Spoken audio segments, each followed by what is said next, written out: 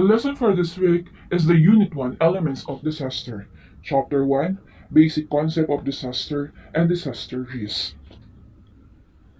So, before we talk about the concept of disaster, let's define the disaster by its letter or its mnemonics. D stands for the disruption of function of a large number of people. I stand for the impact involves human, material, monetary, and ecological losses. S stand for the sudden, devastating, and unexpected. A stand for affect different levels of society, household level, community level, and provincial level. S stand for safe keeping measures is the utmost concern. T stand for the total damages to life, limb, and property is appealing. E stands for exceed the capacity of a neighborhood or the general public to manage by means of its own resources. And R stands for the recovery takes months or years. And this disaster, not the large number of people are involved, but also when the disaster hits your community or your residential area, there's a lot of possibility that we lost the life. Not only the life, but also the property. When this happened, the recovery of the certain community takes for long to recover by means of the recovery plan or disaster preparedness that prepared by the local government. To proceed, let's define the meaning of disaster. Disaster is a sudden and unpredictable event, such as an accident or natural catastrophe, that causes great damage or the loss of life. It is also the situation that causes substantial losses and damage to communities and individuals, possible including losses of life and livelihood asset and damage to the ecosystem, which leaves the affected communities unable to function normally without outside assistance. Our country, Philippines, is one of the most disaster-prone area in Southeast Asia. So why the Philippines is considered as one of the most disaster-prone area? It is because our country is located at the Pacific Ring of Fire. It is also the reason that we are prone in earthquake, tsunami, then at the same time in typhoon. As you can see in the diagram, in the Pacific Ring of Fire, the red line is represent to the magma chamber. So meaning, yung red line po na yan na nakikita ninyo dun sa representation o sa diagram is yan po yung kung saan is meron pong mga magma chamber. So that's the reason kung bakit ang ating mga volcano is active. And that's also the reason kung bakit po lagi po tayong nililindol. In the middle of the ring of fire, so dyan po namumuo ang mga typhoon or the super typhoon. And once po na nabuo ang typhoon na yan along the Pacific Ocean, not so far in the Marianas Trench, so tayo po ay dadaanan. So meaning po ang ating bansa po kung bakit isa tayo sa disaster-prone areas, it is because po tayo ay dinadaanan ng bagyo. Or the real reason is we are located at the Pacific Ring of Fire. So let's proceed. Under Section 3 of the Philippine Disaster Risk Reduction and Management Act of 2010, simply known as RA 10121, defined disaster as a severe disruption of a community or society's day-to-day functioning that involves extensive physical, financial, material, or ecological losses, and its devastation surpass the capacity of the affected people or community to deal with utilizing its own resources. So sabi dito, under the Section 3 or simply known as RA 10121. So sinabi dito na ang disaster daw ay isang pinakamapanganib o pinakapiligrong pangyayari sa atin. It is the very hazardous event. Bakit? It is involving the community or the whole society. So once po na tayo ay na-hit ng disaster,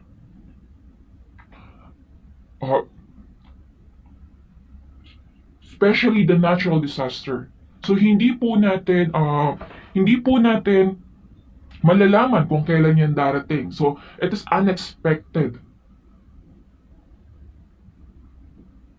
We're just relying do sa preparation na ginagawa natin. And then at the same time, so with the help of the Pag-asa or some of the agency that concerning in the disaster risk reduction. So sa disaster po, hindi lang po loss of life, loss of property, hindi lang po yung mga ecological losses natin, but also the financial, the economy of one country. Okay?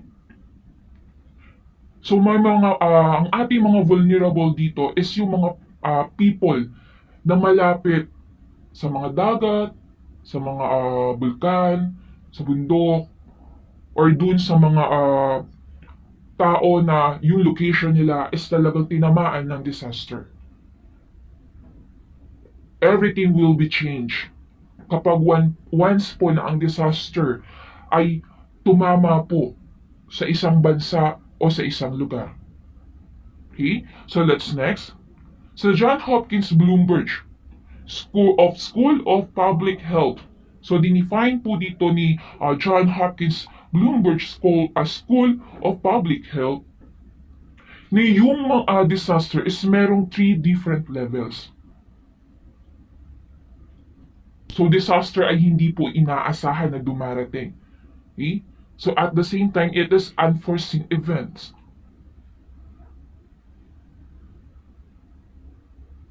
Minsan darating siya kung kailan hindi tayo prepared. Okay? So let's proceed dun sa different levels ni John Hopkins Bloomberg. The first one is household level.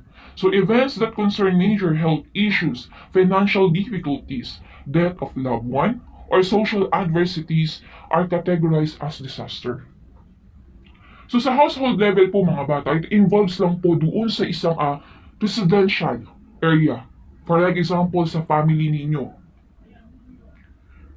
Nagkaroon kayo ng health issue doon or halimbawa mayroon nagkatrangkaso and then nagkahawa-hawa kayo. So it's also considered as household level. A household level disaster. O may namatay po sa isa sa mga membro nyo ng pamilya. So it is also considered as disaster. But in household level lang po. Okay? So the next one is the community level.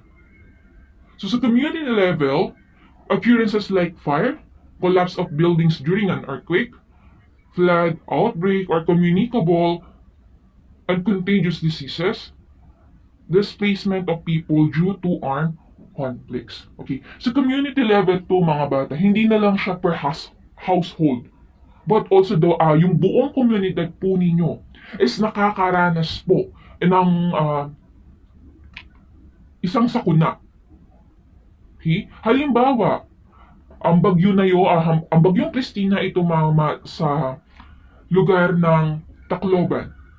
Okay? But the other provinces is hindi naman ganun natamaan or hindi naman ganun kagrabe unlike dun sa nangyari sa Tacloban. Okay? So it is considered as community level. But in provincial level, outward incidents is the provincial level are those that affect a greater number of people and surpass the capability of a neighborhood or district to cope without outside assistance. Balikan natin yung community level. Sa community level, mga bata, within that community lang or within that municipality lang yung assistance. So halimbawa dito sa Valenzuela, so yung problema or calamity dito sa Valenzuela, within the Valenzuela lang. Okay? So yun po yung community level. But in terms of provincial level naman po, for like, halimbawa, nag-collapse na po yung disaster preparedness ng Valenzuela at kailangan niya na ng tulong ng other cities. So yun po yung kinu-consider as provincial level. For like example na itong nararanasan nating pandemic, it is the provincial level of disaster. Bakit? So hindi lang kasi kailangan natin ng tulong ng within the community, but also the national government. Yung assistant po ng national government ang kailangan na natin. Okay? So itong pandemic na nararanasan natin is under the provincial level. So tatandaan po, before we proceed to the disaster cycle, meron po tayong tatlong level of disaster. So household level, the community level, and then the provincial level. Okay? So let's proceed to the disaster cycle. As you can see in the diagram, so may nakikita po kayo dyan na arrow. Okay? So ito pong nakikita po ninyo is yung phases po o yung 4 phases po ng disaster risk.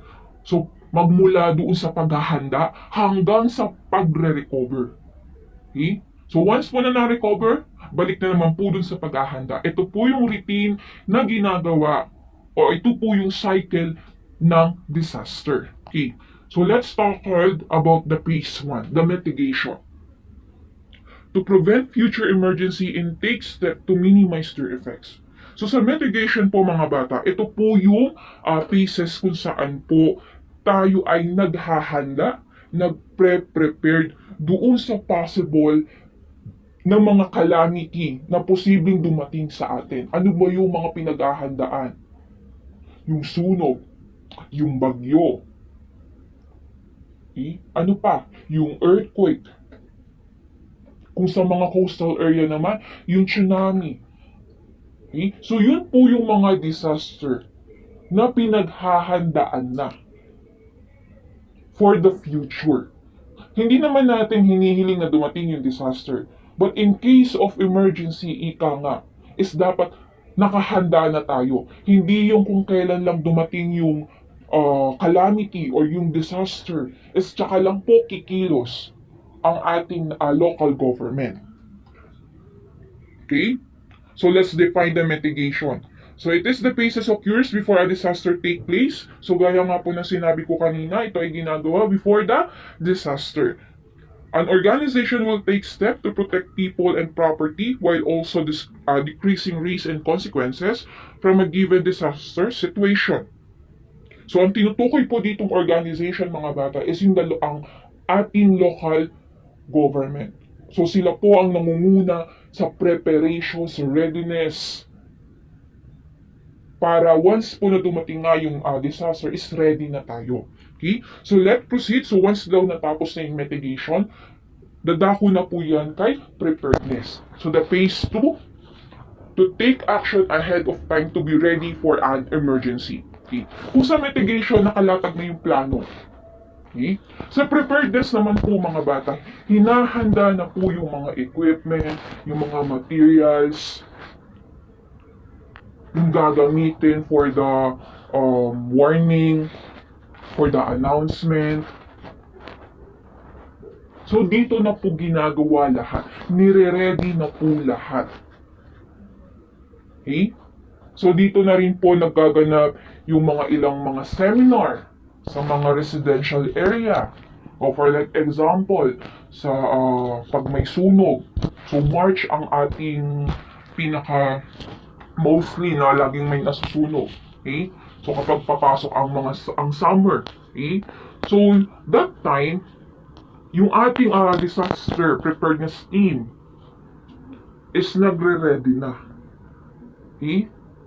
So pumupunta-punta sila sa mga school or sa mga residential area to give an information kung ano ba yung mga dapat nilang pwedeng gawin in terms po na dumating yung fire o yung sunog. O di naman kaya ano ba yung mga pwedeng gawin para maiwasan yung sunog.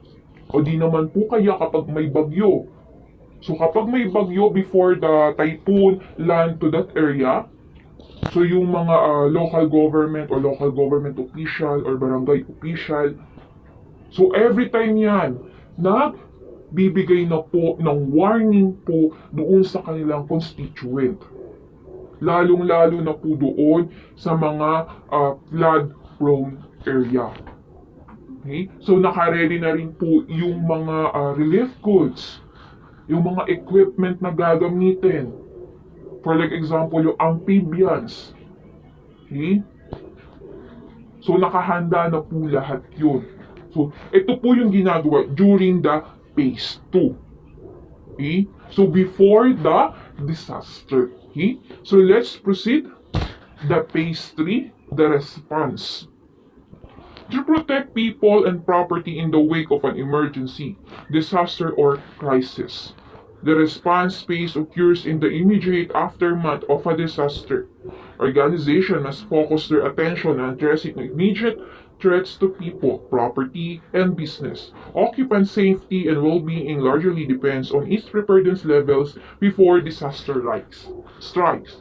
So dito po sa response mga bata, ito na po yung actual na pagkilos po ng ating rescue team. So, halimbawa po, okay? Halimbawa po, dumating po ang isang napakalakas na bagyo.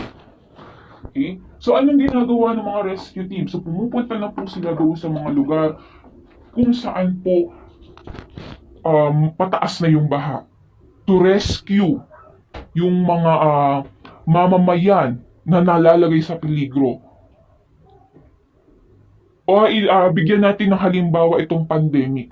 Ano ba yung ginagawa ng mga local government natin? Or yung mga official, government official natin? Okay? So nagkakandak sila ng contact tracing. Okay? So isa po yun sa mga uri ng response. So ano pa? Contact tracing. So once po na nagkaroon ng contact tracing, ipapaswab or ipapatest po yung mga possible or suspect na tinamaan yung virus na yon. And then at the same time, kukunin sila, ilalayo sila doon sa bahay nila, dadalhin sa quarantine facilities. And then yung family nun is babantayan to check na hindi sila makakalabas at to stop na rin po yung spreading ng virus. Okay? So yun po yung response na ginagawa natin dito. Okay? So hindi lang yun. Hindi lang yung pagsundo dun sa infected, but also din yung pagtulong. So nandyan na po yung mga ayuda na tinatawag natin this pandemic.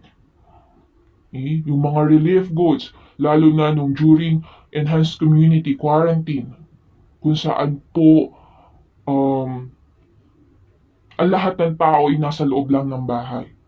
Okay? So yun po yung example ng response under the phase 3. Okay? So the last one is the phase 4, which is the recovery. So to rebuild after a disaster in an effort to return operation back to normal. Sa recovery mga bata, kinakandak to after a disaster. But, not all the time. Minsan po kasi, paunti-unti, kahit mayroong disaster pa, itong pandemic. So nandyan pa rin ang virus, pero paunti-unti tayo ay nagre-recover na. Okay? So yung ating community, ang ating national government, gumagawa na po ng paraan para po paunti-unti ma-recover. So ano yung nire-recover nun? Yung ekonomiya po ng bansa natin. Okay? Kasi once nga po na patuloy na bumabagsak ang ating economy at napabayaan ng gusto, so anong posibleng mangyari sa atin? So posibleng ang bansa natin ay mabaon sa utang. Bukod po doon, hindi na mapoprovide o hindi na matutulungan ng national government yung buong mamamayan sa ating bansa. Okay? So tatandaan ninyo sa phase 4 mga bata, ito po yung phase kung saan po kinakandak na po yung pagre-recover o unti-unting pag-ahon.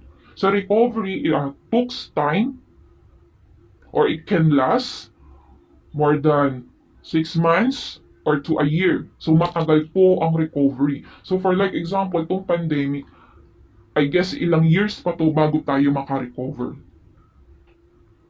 Okay? So after the recovery, the evaluation and preparation for the next calamitous events set in bringing back to the cycle to mitigation phase. So halimbawa, natapos na, nakarecover na tayo. Nakarecover na tayo sa pandemic. Ngayon po, babalik na naman yan kay mitigation. So bakit? Base doon sa naganap na disaster o naganap na pandemic ngayon. So natuto na, meron ng mga information, meron ng mga data. Okay? May mga precautionary measure ng mabubuo na magagamit bilang reference po sa paghahanda kung sakali mang may tumama ulit na panibagong disaster. Anyway, bakit ang pandemic ang aking naisama bilang example? Because pandemic is also a type of disaster. Okay? So anyway mga bata, dito sa diagram, nakita po ninyo yung disaster na naka-place po siya in between preparedness and response. Okay? Si disaster po mga bata ay walang oras po ng pagdating. Pero it will happen between the preparedness and the response. Kadalasan hindi pa hindi pa ready yung pag-prepare. Dumating na yung disaster. Okay? Pero syempre hindi yung naka-stop tayo. Wala, hindi pa kami prepared. Hindi pa pwedeng ganito ganyan. Hindi natin may stop kung masasabihan yung disaster. Oh, tama muna, mamaya ka na pumasok, mamaya ka na dumating, hindi pa kami handa. Okay? So hindi po ganun ang disaster. Darating siya kung kailan niya gusto, kung kailan natin hindi siya inaasahan. Okay? So let's recap before we proceed. So sa phase 1, mitigation, so nandyan yung prevention. For the phase 2, preparedness, early warning. Phase 3, response, nandyan po yung search and rescue and emergency relief. And then the last phase is the reconstruction and rehabilitation. So yun po yung disaster management cycle. Okay? So let's proceed. The concept of disaster risk.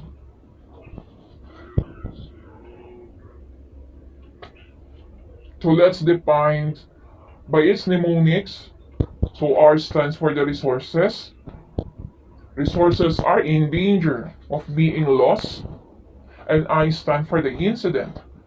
Incident occurring in particular locale over a period of time. And S for the surveillance is essential in disaster preparations. So K stands for the constant. So we have here the disaster equation risk equals to hazard times vulnerability over capacity. Okay?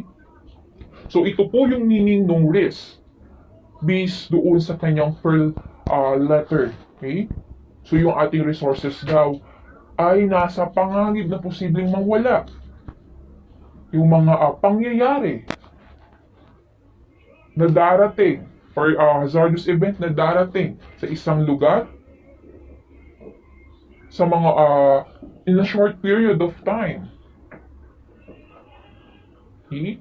So syempre, ang surveillance is one of the most important or one of the essential in the disaster preparation. Bakit? Ito po yung pagbabantay o pagmamatsyag. Okay? So last, the constant. So, madedefine daw natin, yung disaster risk daw, malalaman daw natin yung disaster risk. So, once kapag nandiyan na yung hazard, so yung vulnerability, and then yung capacity po ng isang lugar. Okay? So, let's define The risk. The risk is defined as the measure of the expected losses due to a hazardous event occurring in a given area over a specific period of time. Disaster risk is expressed as a function of hazard, exposure, and vulnerability. Okay? So yung disaster risk daw po mga bata is merong o nire-representa ng tatlong function. Ano yung tatlong function na yun? Yung hazard, which is the disaster. The exposure. Okay? So ano yung exposure na yun? Ito po yung posibleng mangyari during the disaster hit. Okay? And then yung vulnerability, ito po yung magiging apektado ng nasabing kalamidad. Okay? So let's define the hazard. So hazard is any agent that cause harm or damage to humans, property, or the environment. Okay? So ito daw po yung natural disaster or man-made disaster o mga pangyayari o kalamidad na posibleng tumama o magbigay ng panganib po sa ating buhay, sa ating property, sa ating kalikasan, okay? Sa ating pamumuhay sa araw-araw. So yun po ang hazard. While the exposure is the situation of people, infrastructure, housing, production capacities, and other tangible human asset located in hazard-prone area. Okay? So exposure naman mga bata, ito po yung mga tao po or yung mga animals or environment, property is exposed doon po sa hazard na darating. Okay. For like example po, yung Mayon volcano. Okay? So si Mayon volcano po is nagpapakita po ng senyales na mag-erupt. Okay? So dahil ang Mayon volcano ay nagpapakita ng eruption o ng aalburuto niya, so meaning po, posible siyang pumutok or sumabog. Ngayon, so nasa ng exposure po doon. Ang hazard po doon mga bata is yung pagsabog o yung nag-aabang pagputok ng Mayon volcano. Ang exposure naman po doon is yung mga taong nakatira sa paligid. Okay? Hindi lang tao but also the animals, the land property. Okay? So lahat po ng makikita doon na malapit doon sa volcano, so yun po yung tinatawag na exposure. While the vulnerability po mga bata, ang tinutukoy po ng vulnerability dito is yung mismong mga tao or hayop na nasa paloob po ng danger zone ng Mayon volcano. So sabi nga dito is vulnerability is the inability to resist a hazard or to respond when a disaster has occurred. For instance, people who live on plains are more vulnerable to floods than people who live higher up. Okay? So based dun sa meaning ng vulnerability, so yung tao po, once po daw yung tao is nakapasok po doon sa danger zone ng Mayon volcano, so meaning po sila yung vulnerable and then exposed po sila doon sa nag-aambang pagsabog ng bulkan. Which is yung hazard is yung mismong bulkan. Okay? So yun po yung tinutukoy na hazard, exposure, and vulnerability. So as you can see sa diagram na nandito, so yung disaster risk is nasa pagitan po ng vulnerability, exposure, and hazard. Okay? Kung saan po, ito daw po yung posibleng tamaan or posibleng dito nangyayari yung kalamidad na makaka-apekto po doon sa kanyang surroundings. Okay? So, yun po yung concept po ng disaster risk. Okay? So, let's proceed to the nature of disaster. So, we have two types. Or no, the nature of disaster is it also seen by the characteristic. Okay? So disasters are inherently unexpected or come quickly with little or no warning. So anyway, nature of disaster is the one of characteristic of disaster. Kung ano nga ba ang disaster? Okay? So ito daw po ay unexpected. So hindi nga inaasahan na darating. Kadalasan dumarating siya kung kailan tayo hindi handa. Or wala po siyang pinipiling oras, wala siyang pinipiling panahon, wala siyang pinipiling lugar. Okay? So madalas may warning. Ano ba yung mga disaster na nagkakaroon ng warning? So ito po yung typhoon. Pero kapag ito ay no warning, so it is considered yung mga man-made disaster, yung earthquake, yung tsunami.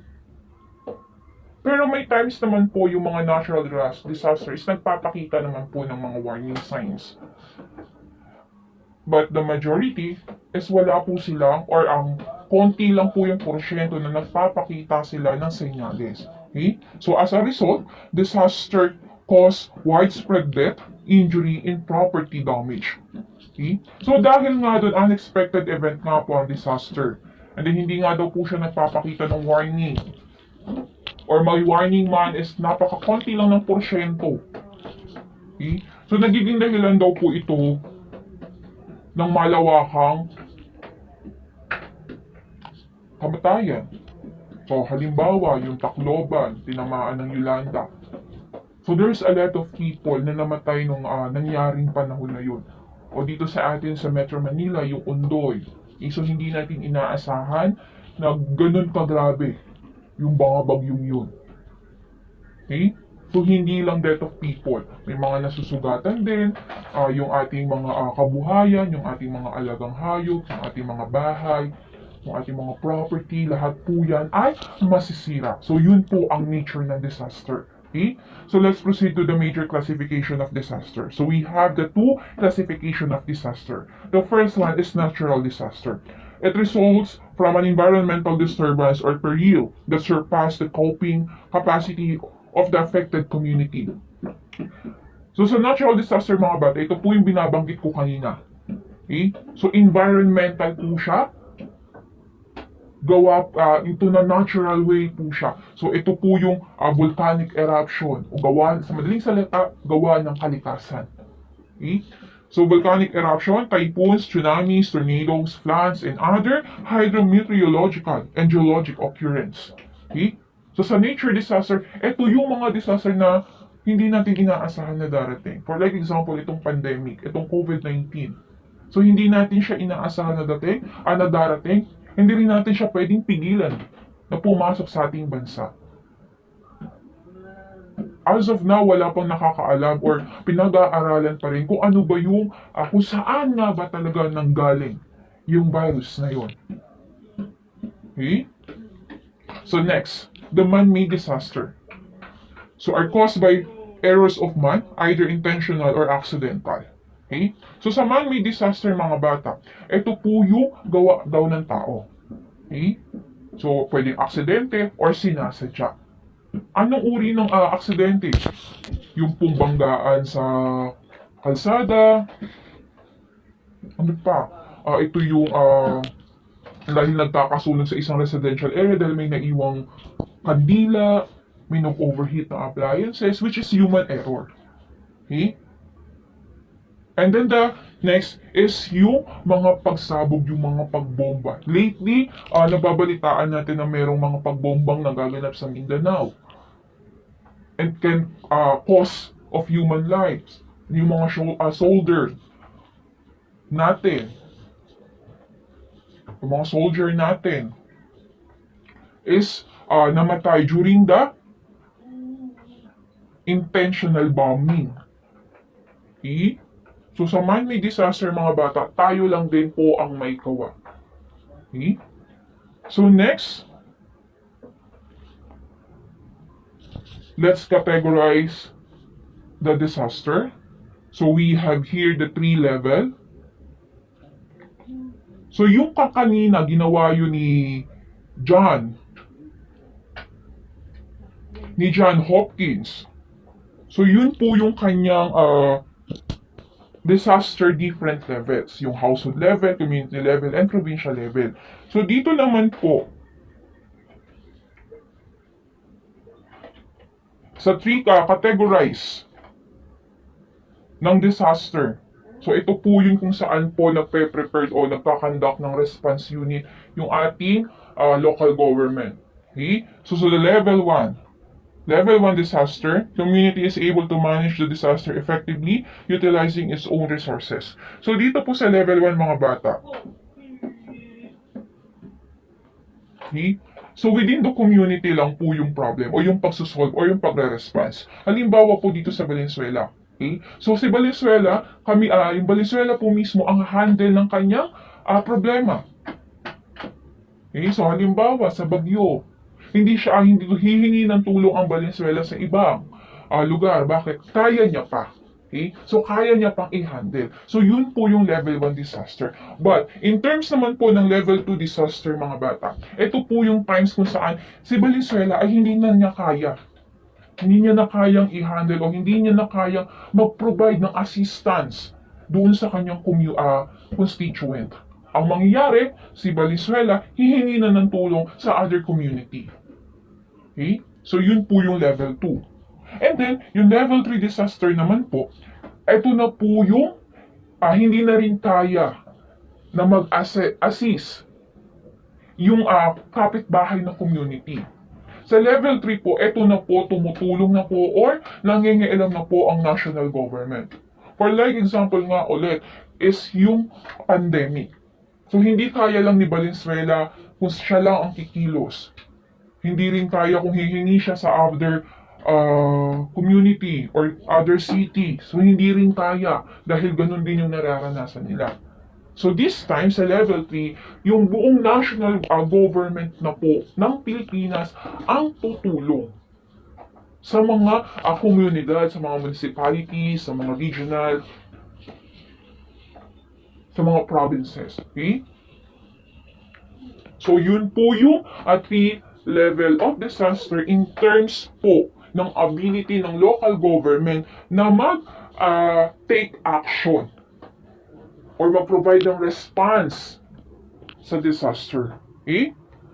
And then, the last one is the effects of disaster. So, what are the effects of disaster? So, ano nga bang epekto ng disaster sa atin? The first is the medical effects. Okay? So, sa medical effects sa mga bata, the medical effects of disaster include traumatic injuries, emotional stress, epidemic diseases, and indigenous diseases. Okay? So, ito pong nararanasan nating pandemic is medical effects. Bakit? Involved na po ng kalusugan natin. Yung health po natin. Okay? So, nagkakakos na rin tayo ng mga emotional stress. Bakit? Yung stress na hatid na itong pandemic. Okay? So, yun po yung medical effect ng disaster. Okay. The second one, effects of disaster is damage to critical facilities. Widespread disaster can destroy or damage facility that may be critical not only in maintaining a safe environment and public order, but also in responding to the disaster. Okay, so best example naman po dito sa number 2 ng effects of disaster is yung pagkakaroon po ng typhoon o ng landslide sa isang lugar. Okay, halimbawa sa Benguet, hindi nakakapasok yung tulong sa loob ng Benguet. Bakit? Dahil po yung nagkaroon sila ng landslide. Okay? So dahil nagkaroon ng landslide, possible po yung mga resident o yung mga housing na malapit dun sa kabundukan is pwedeng ma-damage o ma-wash out by the landslide. Okay? So yun po yung epekto ng disaster. Okay? So next, o halimbawa po, earthquake naman. So yung mga evacuation center po na gagamitin natin is nasira dahil nga tinamaan ng earthquake. Okay? So hindi na natin siya magagamit at magkakaroon tayo ng problema kung saan ilalagay yung mga evacuate natin. Okay? So number 3 effects of disaster is disruption of transportation.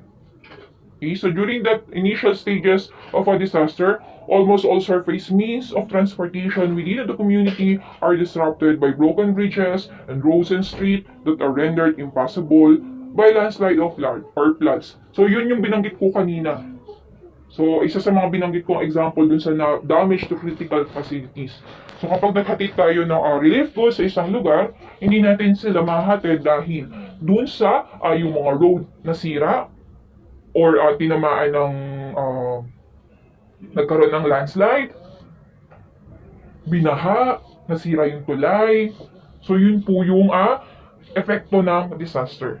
The fourth one is economic impact. As a result of destruction and damage to critical facilities.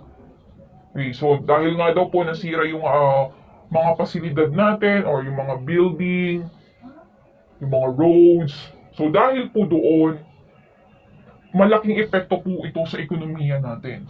Okay, so in terms naman po ng pandemic mga bata, so ano yung nagiging cause ng economic impact? Okay, so nagsara yung ibang mga kumpanya, hindi nakakapag-deliver ng maayos or nakakapag-transport ng foods ng maayos. Bakit? Dahil sa mga pinaiiral na protocol at sa pag-iingat na rin. Okay? At dahil nga doon, is unti-unting bumabagsak yung ating GDP. Bakit? Walang pumapasok na pera o walang umiikot na pera sa atin. Okay? So nagiging dahilan na unti-unting pagbaba ng ating ekonomiya. Which is ngayon, during the general community quarantine, unti-unting nare-recover natin yung ating economy. Okay? So next is the global environmental change. There is increasing evidence of global climatic change brought about by both human activity and disaster. Okay. So dito naman po, epekto na to. So global environment na to. So hindi na lang to in a certain area or in a certain country, but also the world. So buong mundo na ang apekto o yung environment natin nagbabago na. So halimbawa po, bakit madalas lagi tayong may bagyo? It is because po ang ating sa ozone layer natin is unti-unti nang nasisira. Okay? So dahil doon, yung init po ng araw is unti-unti nang pumapasok. At yung tubig ng dagat is nag-evaporate na kung saan nagkakaroon ng low pressure area, nagkukos ng mga bagyo. Okay? Bukod pa po doon yung pagkakaroon ng sunog, wildfires. So isa po yan sa mga epekto ng global environmental change. Yung pagtunaw ng yelo sa North and South Pole. So yan po yan. Okay? And then the last one po is social and political impact.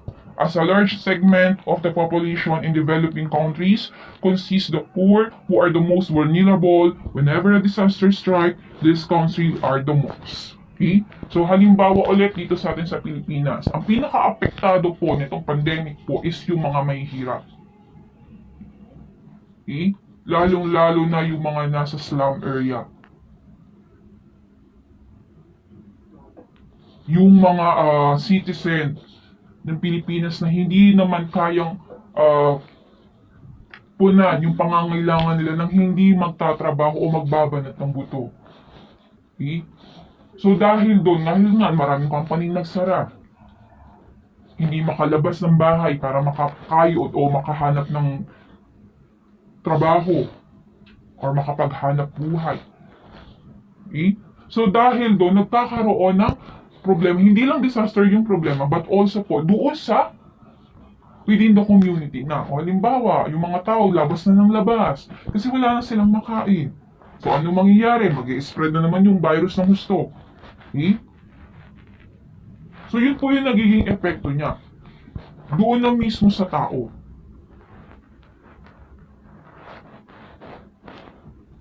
Okay? So bukod pa po doon, pumapasok pa yung sa political impact. O kagaya na lang nararanasan natin ngayon. Okay? So yung ating mga political official is nagkakaroon ng debate regarding dun sa kung anong mga batas na isinasabatas during this pandemic. Okay?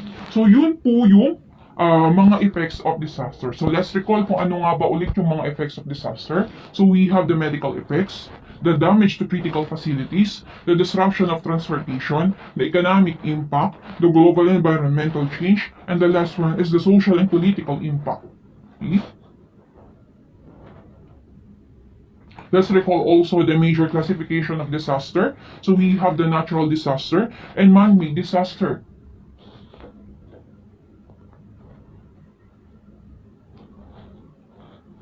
And then the last one is the level of disaster based on the extent of the disaster related to the ability of the local government unit or district to take action. So we have the level 1 disaster, the level 2 disaster, and then the level 3 disaster. And the very last one is the disaster management cycle. The phase 1, the mitigation, the phase 2, the preparedness, the phase 3, the response, and then the phase 4, the recovery. So that's all the lessons that we tackled about the concept of disaster and disaster risk.